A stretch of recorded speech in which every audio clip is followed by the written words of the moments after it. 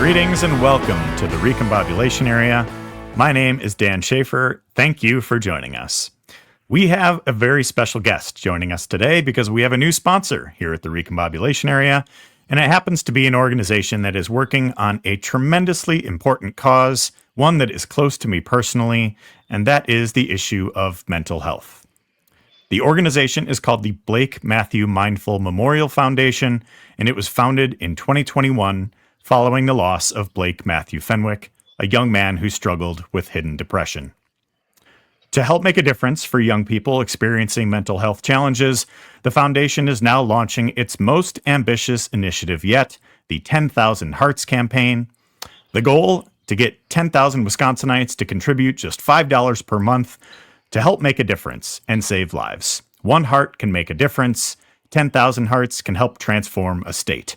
And I'd like to think our readers and listeners here at the Recombobulation Area can be part of making that difference. So we're going to learn a little bit more today about this foundation and about the 10,000 Hearts campaign. And joining us to do that is Gatlin Fenwick, Blake's father and the founder of the foundation.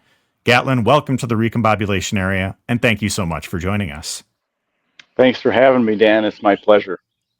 So I have such great admiration for what you're doing here with this foundation and for the resilience you and your family have shown in the wake of such a terrible tragedy.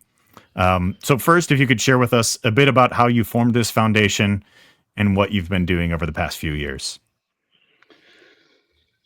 Well, Blake was born in 1999, and he lived with his mother up in Crandon, Wisconsin, which is not too far from Rhinelander. And he went to college. He graduated from college at Fox Valley Tech.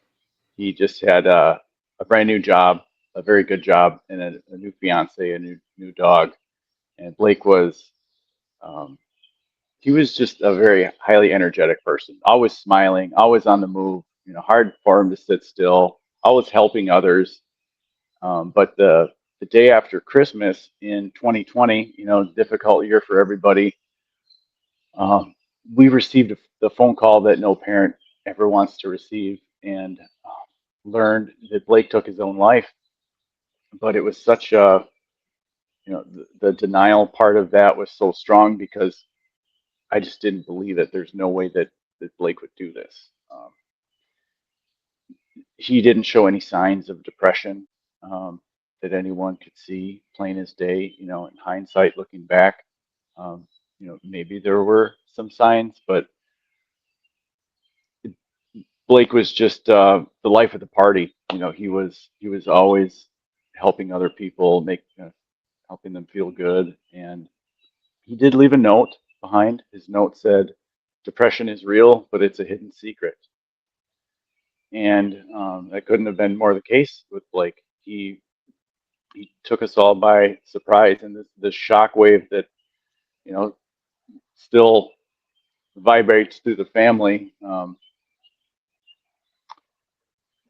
About a year later, we inherited $6,000 from Blake. He had some Tesla stock, and with that money, we didn't want to just pay off debt or put it in the bank. We wanted to do something meaningful with it. So we issued a scholarship to a local student in Reedsburg, where we live, who was pursuing a mental health career. And after that scholarship award ceremony that night, it felt so good to do that in his name. So we wanted to do another scholarship. So our first goal was to raise $6,000. And we resurrected a triathlon event that formerly took place at the very property where we live back in the 80s. It was a just for fun triathlon that they did for, they called it the Tin Man Triathlon. And it's a sprint. It's a 6-mile bike ride, a 1-mile paddle, and a 2-mile run. And we brought that back to life, and we had a fundraiser that day. We had 50 people participate in the triathlon. We had 200 people show up to the party, and we had a cornhole tournament and silent auctions and bucket raffles and food, the whole 9 yards, all-day party. And we raised over $20,000. And we had no intentions of creating a foundation or a nonprofit charity at that point. But we just wanted to do a few more scholarships. but it was so much fun that everyone was like, we got to do this again next year. So we did it again the following year, and we formed a 501c3 nonprofit, and wanted to make it legitimate. We got a board of directors assembled, and we had another event, and we gave out more scholarships. And fast forward to year three, we had went from 20,000 raised the first year to 60,000 to 120,000 this last year. And in September of 2024, we had realized that with over $200,000 raised, and most if, most college students change their major, so we wanted to be careful not to just give out $6,000 scholarships and drain the bank account. We wanted to continue to do that, but also offer a program that could help people immediately, could help people in Wisconsin find some relief from their mental health issues. And we recognize that the typical path of mental health, if you go visit the local clinic, usually if it's depression or anxiety or can't sleep well, there's usually a pill for that, and then maybe some accompanying talk therapy. And sometimes insurance covers those things, but insurance rarely covers um, other other healing modalities like breathwork or yoga or meditation or sound healing or Reiki or acupuncture or um, some recovery communities, some recovery tools. There's so many different things that are available that are out there outside of the normal scope, things that people haven't even heard about. And when I lost Blake, I went down the conventional route with talk therapy and medication, and I found that plateaued. I was really hoping to someday just feel, not that you get over losing your child, but you want to get through it. You want to have days where you feel good. And when I dove deep into a practice of yoga and meditation, I found a lot of help from that. Probably, I would say more than the medication that I had previously been on. And so when we launched this new program, we call it the Tin Man Coin. It's a wellness grant that anyone can apply for who's struggling, and it opens doors to provide that access to these different things that people aren't normally covered through insurance by. So in the back end, we maintain we recruited 20 some wellness partners, and that includes your conventional therapists and counselors, but also things like breath workers and yoga teachers and everything else that I just listed. So right now we have 44 wellness partners, and at first people might hear things like these alternative or holistic healing modalities, maybe are skeptical about it, but the proof is in the pudding. In the last 18 months, we've issued 150 wellness grants. We've hosted 4 people who have also spoken at the Tin Man event that claim that this Blake's Foundation has saved their life through what they've discovered. And knowing that everyone's path is unique, everyone is a bio-individual person with different backgrounds, different interests, things that they're open to, things that they're maybe opposed to trying, or things that they've never even heard of. And so usually when people come through our door, their eyes light up with the opportunity of things that they are able to try. And it's not always a financial barrier. Sometimes people that can afford these services come to us for guidance to see what else is available. And in the last 18 months, we've served 26 counties in Wisconsin, including Milwaukee, Dane, Waukesha, Jefferson, Sauk, Columbia, Adams, Juneau, Richland, Forest, Winnebago. I mean, just go down the list. And it also impacted 4 states. We've issued wellness grants to 4 people in 4 other states. So it's working. It's definitely working. We've been able to prove that a community-funded mental health care model works. Well, it's a really remarkable what you've been able to do, and I think like what you said, I think is really important is that there's no one way to combat this. There's no one magic solution. Medication and talk therapy might work for some people, but it might not be the most effective approach for others. And I think the fact that you are exploring, the different ways that these different treatments, or however you want to, however you want to characterize it. There's a lot of the medical lingo that is a little bit beyond me, but like however you want to characterize it, just there are different ways to address mental health issues. And for so many people, the issue is so new. And like you said, even if folks don't have you know, might not have the financial barrier, there's a knowledge gap that may exist for a variety of different treatments too. And I think that is such an important part of mental health and of the journey to addressing those issues or finding a place of wellness or whatever it might be. Yeah, absolutely. And instead of thinking of it like, oh, I need this pill for the rest of my life, or I need this coach for the rest of my life.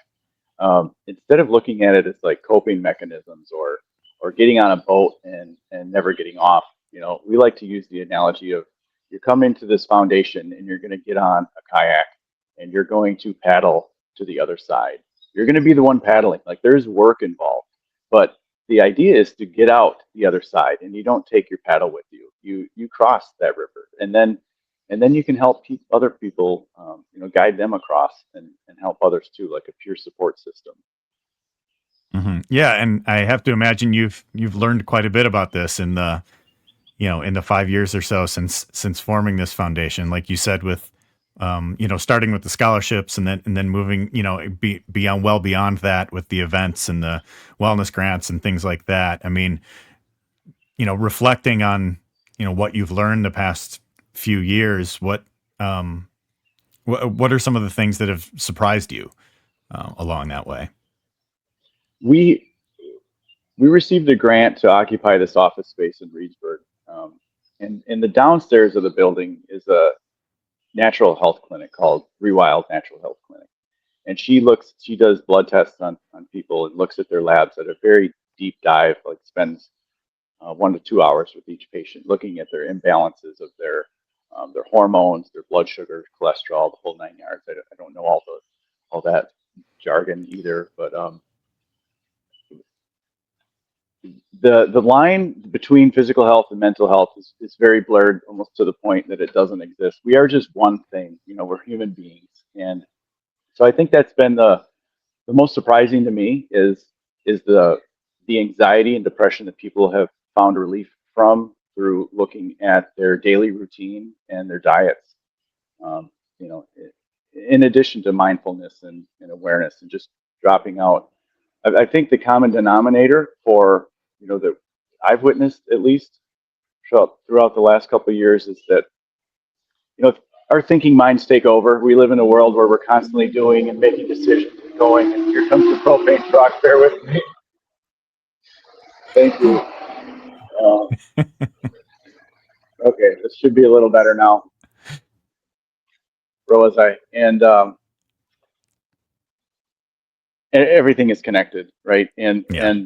And we're stuck in these very busy lives, busy worlds, and thinking really is the problem, and that we are just always stuck there, and those thoughts take us over, and those thoughts can change our nervous system and create things that we label as depression and anxiety. So our new program that we are just now experimenting with, we have 7 people in our cohort, is called the Tin Man Trail, and that's a 12-week program where they start in the clinic downstairs and they look at their imbalances, and then they look at their daily routines and their diets, and then we get into things like breath work and mindfulness and learning how to live with the rhythms of the rhythms of nature, the cycles of our bodies, the cycles of the seasons. And I think if anything has been the most profoundly impactful, it has been things like Ayurveda health coaching and the natural health angle and breath work. But that's also just not true for everybody. We've seen profound emotional releases and breakthroughs for people who have received Reiki and sound therapy. And I've done all those things, and I haven't had those breakthroughs personally, but I've seen people who have. So once again, back to the fact that everyone is different, and And this opens up an opportunity for people to explore what does work for them. Absolutely. Absolutely. It's so important. Um, so tell me about this latest effort then, about the 10,000 Hearts campaign. Sure. So even though we've sprinkled across Wisconsin, we've served 26 counties, and I'm very proud of that. We really have a goal of impacting all 72 counties in Wisconsin. And so the 10,000 Hearts campaign, like you mentioned earlier, $5 a month can save a life, but if 10,000 people jump on board, if we get 10,000 people to band together, that will, as you said, change a state and take this. We've proven this community funded mental health care model that works here in the regions of Wisconsin we've already impacted. There's no reason that that won't work for the entire state and beyond. And I think you're absolutely right. And I think it's an ambitious effort.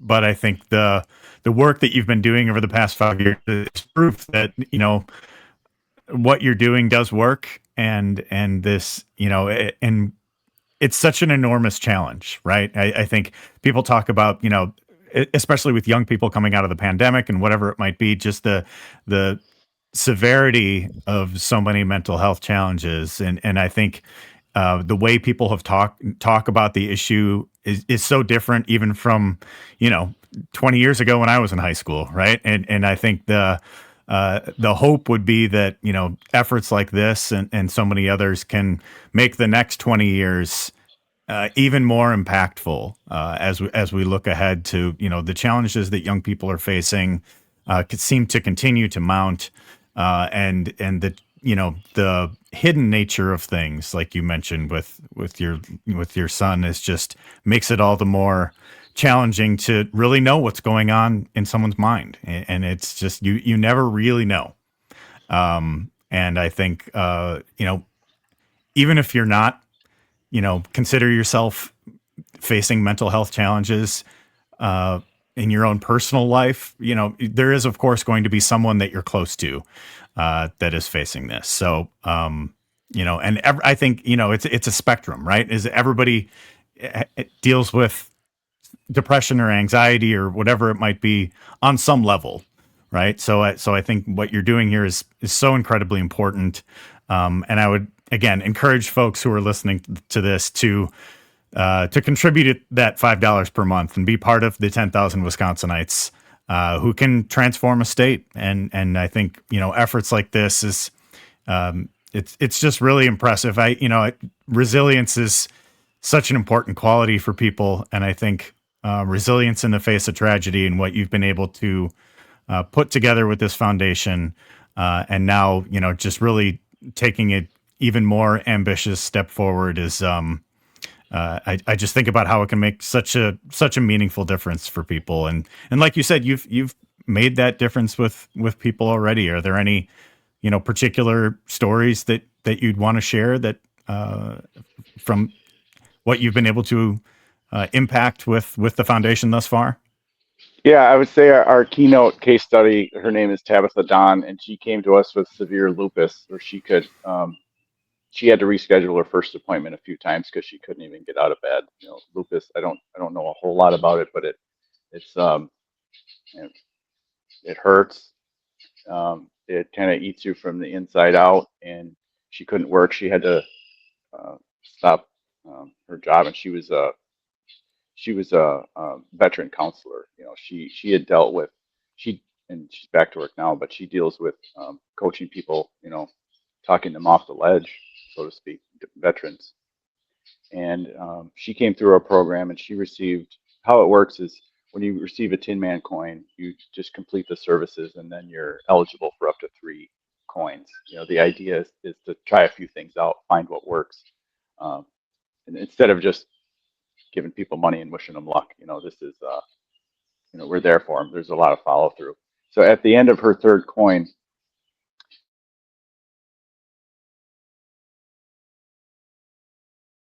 there, can you hear me? I can hear you. Your video Okay. is frozen, but oh, yep, there you go. We're back now. Okay. So and she claims that she experienced probably a half a dozen different services during her experience with us, and she really dove deep into breath work, and she claims that that saved her life, and she cured her lupus, and she's back to work, and she feels great, and she's exercising, and she's doing the triathlon this year. And she Wow. spoke at Amazing. the Tin Man event last year, and there was probably 200 or 300 people in the crowd at the time when she spoke, and you could hear a pin drop, lots of tears. She shared from the heart, what her journey was, and it felt really good. And so that can be anybody. Absolutely. What a remarkable story. Well, before we wrap up here, is there anything else that you would like to share with our readers and listeners here at the Recombobulation area about the 10,000 Hearts campaign, about the foundation, and about the work that you're all doing? Sure. All right. For the 10,000 Hearts campaign, we ordered a box of 1,000 wooden hearts. They're an inch and a half wide. These little pretty little wooden hearts. And when somebody, so $5 a month accounts for one heart. And so if you sign up for $5 a month, there's one heart that gets physically placed on the wall in Tin Man Hall, the space that we occupy. And so, for example, if you contribute $20 a month, you get 4 hearts, and you can put the heart in your name or the name of a loved one, or maybe someone you've lost, or anyone who knew Blake or knew somebody that they've lost to a mental health issue, whether that be suicide, addiction, or whatever. And then this wall, will just be there indefinitely. So that's kind of a fun way to physically see the growth of the campaign. We just launched 2 weeks ago, so we have 67 hearts on the wall, and our first goal is 1,000. We'd like to reach 1,000, by the time we get to the Tin Man event.